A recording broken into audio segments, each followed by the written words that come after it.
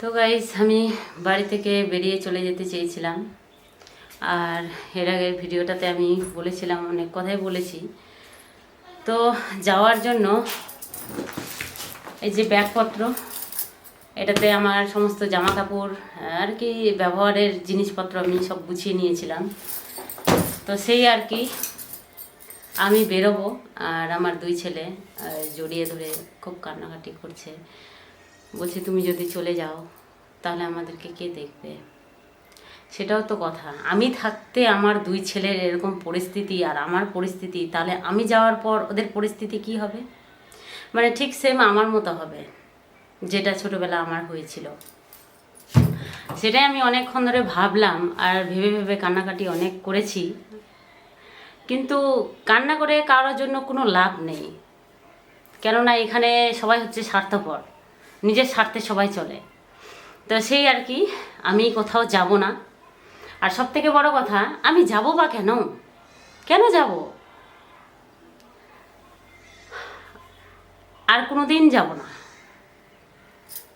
ভাবনাটা যখন আমি ভেতর থেকে ভাবছি কি না, যে একজনকে সুখী করতে গিয়ে আমার সর্বস্ব আমি নষ্ট করছি, সর্বস্ব নষ্ট করেছি একজনকে সুখী করতে গিয়ে। এবার মাঝখান থেকে আমার দুই সন্তান, তাদের আমি সর্বস্ব সুখ কেড়ে নিতে পারবো না। আর কোনোদিনও মানে এইভাবে আমার আর মাথার মধ্যে আমি কোনোদিন এটা আনবো না যে আমি বাড়ি থেকে বেরোবো। কি কাউকে যদি থাকতে না ইচ্ছে করে আমার সাথে, মানে আর কি, তো ওর কথা বলছি আমি, ওকে যদি থাকতে না ইচ্ছা করে ও যেতে পারে, কিন্তু আমি যাব না, কখনো না। ভুল করেছি আমি বলে, কেননা ওরা এটাই চায়, আর এটাই চাইতো। ওই বাড়িতে যখন ছিলাম, ওই বাড়িতেও আমাকে এরকম অত্যাচার যখন করতো, তখন বলতো, বেরো বাড়ি থেকে। আমাদের বাড়িতে আছে, আবার আমাদেরই বড়, মানে আমাদেরকেই বড় কথা শোনাচ্ছে। কিন্তু বড় কথা সেরকম কোনো কথাই শোনাতাম না, ওরাই আমাকে বড় কথা শোনাতো। কেমন বলো তো, নতুনত্ব যখন বিয়ে হয়ে ওই বাড়িতে গেলাম না, এই যে কথা বলেছি না, যে আমি আমার বাচ্চা টাচ্চা হবে না, আমি হিজড়া বাঞ্ঝা হাবি যাবি, এগুলো সব বাঞ্ঝা বাঞ্ঝি যত সব কথাবার্তা আমাকে শুনতে হয়েছে। মানসিক অত্যাচার করেছে ওরা আমার সাথে। তো সেই আর কি, কোনোদিন আমি সেরকমভাবে প্রতিবাদ করিনি এগুলো নিয়ে। তো মুখ বন্ধ করে সহ্য করে গেছি। শিশু হওয়ার পর মানে কখন থেকে আমি এরকম হয়ে গেছি, পাগল টাইপের। মানে আমাকে বলে পাগল, ঠিক আছে? তো আমার বাবা পাগল হয়ে মারা গেছে, আমার দাদা পাগল পাগল টাইপের আর কি। লাস্ট বলে আমি পাগল। তো আমি পাগল, আমি আমি বলে পাগল হয়ে মারা যাব, এই সমস্ত কথা ও বলে আমাকে। তো এত বড় বড় কথা বলার ওর অধিকার নাই। আর সেম কথা যদি আমি ওর বিষয়ে অনেক কথা বলি তো শেষ হবে না। তো বলতেই এসেছি আজকেও আমি, আর এভাবেই আমি বলবো। কেননা সম্পর্কটা এত বাজে হয়ে গেছে যে আমার আর সহ্য হচ্ছে না, একদমই সহ্য হচ্ছে না, কিছুতেই সহ্য করতে পারছি না আমি আর। প্রথমত আমাকে বের করার কথা নিয়েই আমি বলি। প্রথমত আমাকে বের করতে চেয়েছিল মানে আমার শ্বশুরবাড়ির লোক, মানে আমার শ্বশুর শাশুড়ি। এদের এদের দুইটারই কথা আমি আগে বলবো। কেননা এরা দুজন, মানে প্রথমত ভালো ছিলাম, মা বাবা নাই, মাথা দুলিয়ে চলবে, মেয়েদের কাজের লোক বানাবে আমাকে, সেটা চেয়েছিল। সেটা তো হয়নি, কারণ আমি প্রতিবাদী, মানে আমি অন্যায় সহ্য করতে পারি না, আর মুখের উপর বলে দেই। তো সেই জন্য আমি খারাপ, ঠিক আছে? আমি খারাপ সারা জীবনেই থাকবো তোমাদের জন্য। আমি ভালো হতে যাব না, ভালো সাজার না আমার কোনো মানসিকতা নাই। আর আমি আমাকে তো মানুষ ভাবো না তোমরা, মেশিন ভাবো। তোমার ছেলেও মেশিন ভাবে। তো তোমাদের জন্য আমি মানুষ হতে যাব না, ও মানুষ হয়েই থাকবো সারা জীবন, আর থাকতে চাই। তো গাইস, প্রথমত যখন মানে ওর ব্যবসা বাণিজ্য নিয়ে আর কি, যখন কিছু করতো না আর কি, তো স্বাভাবিক একটা মানে বাড়ি ঘরের যখন কাজকর্ম করতাম, মানে বাড়িতে ধান সিদ্ধ করতাম, সেখান থেকে স্টার্ট করছি। বাড়িতে ধান সিদ্ধ করতাম, বাড়িতে চাল করতাম, মানে আমি সিদ্ধ করতাম। কোনোদিন কিন্তু বাবার বাড়িতে আমি কোনোদিন করিনি। তো খেতে যখন হবে, সংসার যখন আমাদের আলাদা হয়েছে, তাহলে আমাকে প্রত্যেকটা কাজ করতে হবে। কিন্তু আমি পিছিয়ে জানি, কাজ দেখে এখনও ভয় করি না, আগেও ভয় করিনি। জানি না যখন আমাকে শিখতে হবে, এরকম একটা আমার মানে আমার মধ্যে আর কি ইচ্ছে ছিল আর কি। তো তখন থেকে যে কোনো কাজ দেখে আমি ভয় পাই না, আজও ভয় পাই না। তো সেই আর কি। ধান সিদ্ধ করা তখন মাছটা ছিল অঘ্রাণ মাস, ঠিক ধান সিদ্ধ করা প্রায় শেষের দিকে। তো একসঙ্গে 3-4 মণ ধান আর কি পুকুরে ডোবানো হতো আর কি। তো সেই আর কি আমি বাড়ির থেকে, আমাদের পুকুরটা তো দেখিয়েছি ওই মাটির বাড়ির থেকে, তো পুকুরটা প্রায় কাছেই। তো ডালিতে করে ধান নিয়ে গিয়ে বস্তায় ভরিয়ে রেখেছি, বস্তার মুখগুলোও বেঁধেছি। তো ও না সবসময় কেমন যেন মুখ গুমড়ে বসে থাকতো, মানে কাজ করতে ভালো লাগছে না আমার সাথে, কোনো কথা বলবো তো রাগ দেখাবে, মানে কোনো কারণ নেই, কোনো কিছু নেই, শুধু শুধু রাগ দেখানো। তো এরকম রাগটা কে দেখবে? আবার কারোর সাথে কথা বললে, প্রিয়াঙ্কা বেশি কথা হয়ে যাচ্ছে, কেন কথা বলছো, অমুক ধমুক নানা রকম কথা, মানে ঠিক সন্দেহ বলতে পারো। তখন এতটাই আমাকে এরকম করতো। এখন সেটা করে না, কেননা আমাদের বললাম তোমাদেরকে তো বরাবর বলা হচ্ছে যে 15 বছর সংসার, তো এখন সেরকম কিছুই নেই। আমাকে সন্দেহ তো দূরের থাক, আমি উল্টো ওকে সন্দেহ করি, কেননা আমার এখন ডাউট হয়, কেননা এতদিন ও কী করে থাকছে, যে লোকটা থাকতে পারতো না। তারপর যাকে এটা কথা আমি ক্লোজ করছি। তারপরে ধানের বস্তা বেঁধে রেখেছি, তো ওকে আমি বলছি, তখন কিন্তু শীর্ষক ছোট, ঠিক 1.5 বছর কি 2 বছর বয়স এরকমই হবে। তো আমি ওকে বলছি, এই ধানের বস্তা ভরিয়ে আমি রেখেছি, তো তুমি মুখগুলো বেঁধে পুকুরে নামিয়ে দাও, ধানগুলো ভোরবেলা সিদ্ধ করতে হবে, মানে একদিন পরে কি তুলে তারপরে সেদ্ধ করতে হবে, ভাতের চাল আর কি, সেই চালটা ভালো হয়। আর ও বলছে আমি পারবো না, মানে পুকুরে নিয়ে চলে গেছি, ও কিন্তু নিয়ে যেতে বলেছে, আমি পারবো না, কোনো রকমে কোনো কিছু করতে পারবো না, তুমি একা একা যা করবা করো, মানে রাগ দেখাচ্ছে। এইভাবে বলতে বলতে পাশের বাড়ি বিয়ে ছিল নতুন বউ, তার সামনে আমাকে ঠাস করে একটা চট মেরে দিল। তো নতুন বউয়ের সামনে যখন চটটা মেরে দিল, রাগ তো মানে সবসময় দেখাতো আগে থেকেই, এত রাগ সহ্য করলাম ওর সংসারে, মানে ওর সংসারই বলবো, আমার তোমার এখন শুরু হয়ে গেছে আমাদের। তো এত রাগ তখন থেকে ওর সহ্য করেছি, তারপর সহ্য না করতে পেয়ে আরও অনেক রকম কষ্ট গাইছে, অনেক রকম কষ্ট। সেই সময় আমি নিজেকে শেষ করার জন্য মানে কি শেষই হয়ে গেছিলাম, ডাক্তার বনসই অবধি করে দিয়েছিল, আমি তখন বাঁচতাম না। বেঁচে যখন ফিরলাম আমাকে আর বাড়িতে তুলবে না, মানে হসপিটাল থেকে আমাকে বাবার বাড়িতে রেখে দিল। আত্মহত্যায় ঠিক সেই সময় চলছিল আমার আর কি, করতে চলেছিলাম, তো করেও নিয়ে মানে বিষ খেয়ে নিয়েছিলাম আর কি, না মানে এরকম অত্যাচার না সহ্য করতে পারে, শুধু ওই কাজের জন্য না, আরও মানসিক অনেক অত্যাচার করেছিল। সেগুলো ভেবে ভেবে যে আমি কিসের জন্য করছি, কার জন্য করছি, আমরা তো দুটা লোক, আমাদের জন্যই তো করছি আমি, তাহলে তোমার এত অসুবিধা কোথায়। তো আরও অনেক কিছু, আমি ওর যোগ্য না টোগ্য না, অনেক কিছু ভাবতে গেলে না মাথাটা বন বন করে পুরো ঘুরে। তো যেই হোক, তারপর বাবার বাড়িতে যখন রেখে দিল, আমার ডাক্তার যে বনসই করে দিয়েছিল সেই কাগজ, মানে সেই প্র্যাকটিশনটা ডাক্তারের, ও এটা আউট করে দিল, ভাবছে যে আমরা কেস করে দেবো, মানে আমার মা আর কি কেস করবে। তো আমার মায়ের মাইন্ডে কোনো রকম ছিল না কেসের যে ও কেস করবে। তো কথা বলি বন্ধ, মানে যে লোকটা এখান থেকে আমার ওষুধপত্র দিয়ে গেল, ভালোভাবে রেখে গেল, আবার বাড়ি গিয়েও ফোন হয়েছে, কথা বলি একদম টোটালি বন্ধ, ফোন করছে না, কথা বলছে না। সেই সময় মানে আমার শ্বশুর, মানে ওর বাবা আর ওর দাদা, মানে ওর দাদাকেও ডেকেছে, ওর বাবাই বড় ছেলেকেও ডেকেছে, ছোট ছেলেকেও ডেকেছে, ডেকে নিয়ে ওকে বলছে আর কি, যে দেখ জনক, তোর বউ তো আত্মহত্যা করতে গেছিলো, মরেই যেত, আমরা তো ফেঁসে যেতাম, তো ওই বউকে আর বাড়িতে রাখা যাবে না, তুই কি ওর বউর সঙ্গে সংসার করবি, আর না আমাদের সঙ্গে সম্পর্ক রাখবি, ওই বউর সঙ্গে যদি সম্পর্ক রাখিস তাহলে কিন্তু চিরজীবনের মতো আমাদের সঙ্গে সম্পর্ক ভুলে যেতে হবে, আমাদের সঙ্গে কোনো রকম সম্পর্ক তোর থাকবে না। তখন আমার বড় ছেলের বয়স 2 বছর, বললাম তো 2 কি 1.5 এরকমই, মানে সঠিক ওরকমই আর কি। তো সেই আর কি গাইস, তখনকার কথা মনে পড়ে আমার।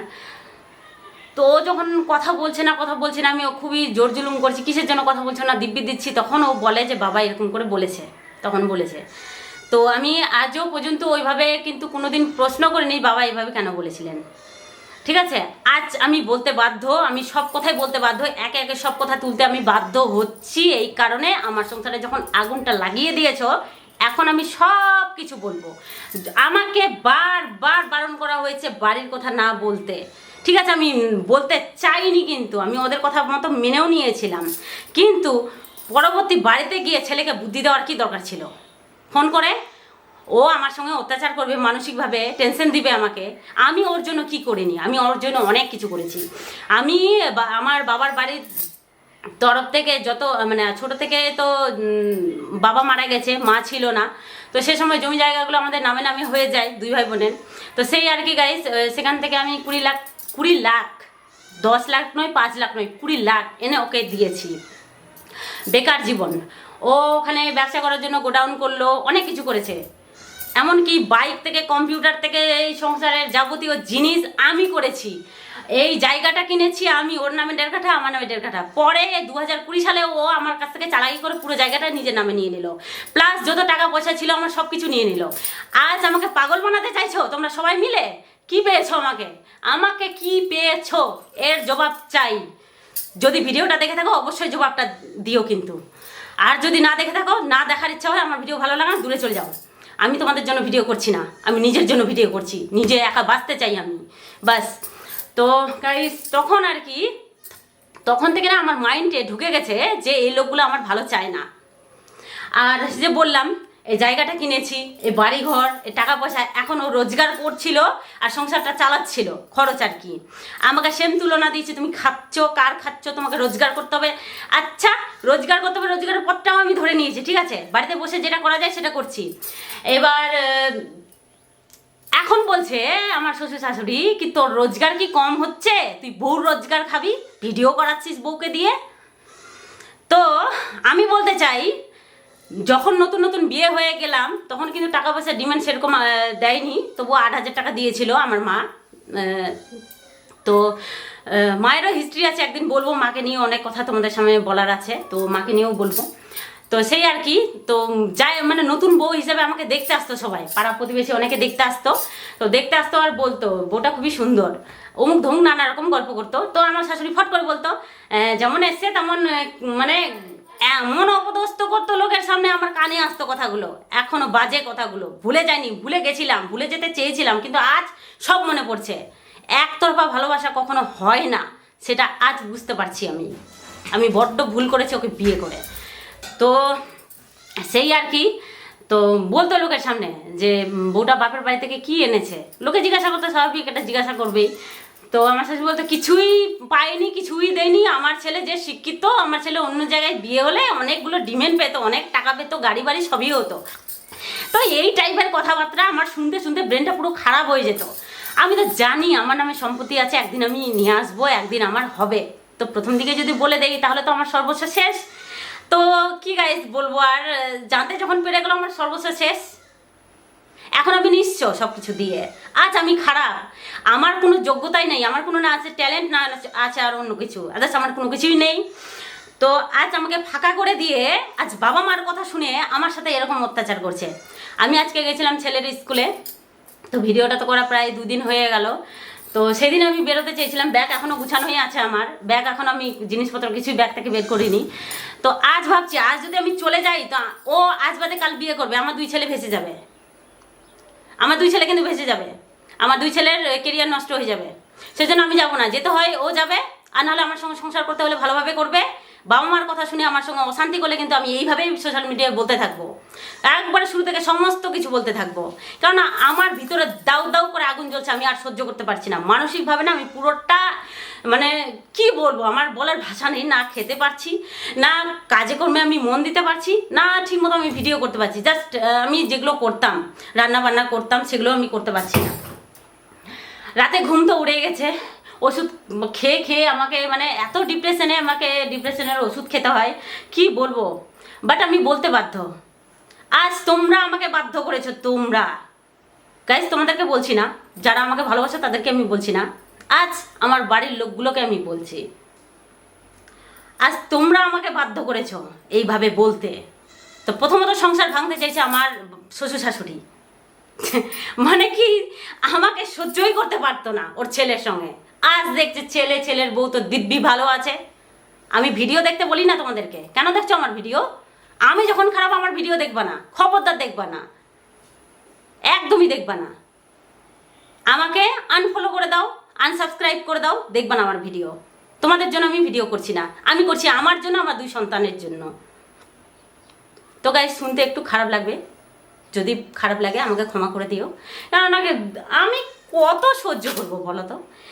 আমি 20 লাখ দিয়েও মানে প্রথমত আমার সঙ্গে মানে মানসিক অত্যাচার হতো যে তুমি বাপের বাড়ি থেকে সম্পত্তি নিয়ে আসো, নাহলে তুমি এই বাড়িতে থাকতে পারবে না। তো সেই আর কি আমি সব এনে এনে দিই যে প্রিয়াঙ্কা তোমাকে চাই না, তোমার টাকাকে চাই, তাহলে আমি খুশি, হ্যাপি। ছুড়ে দিলাম এইভাবে।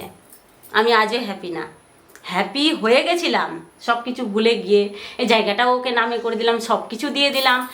আজ আমি জিরো, রসগোল্লার মতো। কে করলো? ও করলো আমাকে, বাবা মার বুদ্ধিতে। আজ আমি বলবো ওর পুরোটাই সাজানো ওর বাবা মা নিশ্চয়ই বুদ্ধি দেয়, আর বুদ্ধিতে ওই এরকম করছে। তবে একটা কথা, আজ দিয়ে তো প্রায় 20-22 দিনের উপর হয়ে গেল, বাকি জীবনটা এইভাবে আমি কাটিয়ে দেবো একা একা। দরকার নেই ভাই, তুমি আমার পাশে থাকো, আমি চাইছি না আর।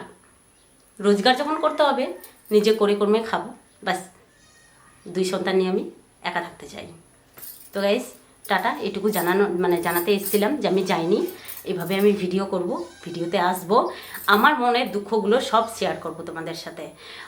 তোমরাই আমার বাবা মা, তোমরাই আমার বন্ধু, তোমরাই আমার ভাই, তোমরাই আমার বোন, তোমরাই আমার সব। আজকে তোমাদেরকে আমি সব ভাবি, কারণ আমার বাবা নেই, মা নেই, কেউ নেই, আমি কাকেই এগুলো কথা বলবো। আজ এই ক্যামেরার সামনে এসে তোমাদের সামনে সব কিছু শেয়ার করছি। তো খারাপ লাগলে আমাকে ক্ষমা করো। টাটা, বাই, সবাই ভালো থেকো।